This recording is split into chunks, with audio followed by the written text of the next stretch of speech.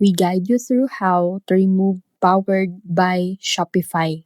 So the first thing you need to do is to log into your Shopify admin, go to the online store, and then themes. Find your active theme and click actions. Edit code in the left sidebar.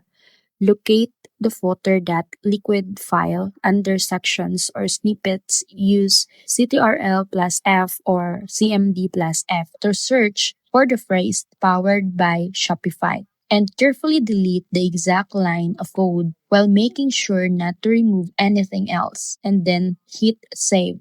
Refresh your storefront and you'll see the text is gone instantly.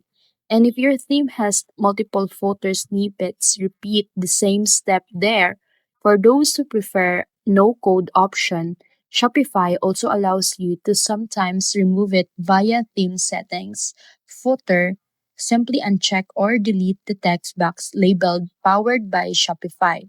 And remember, always preview your changes before publishing to ensure nothing else is affected. So whether you edit the code directly or use the settings panel, your store will now look cleaner and more professional in under 2 minutes.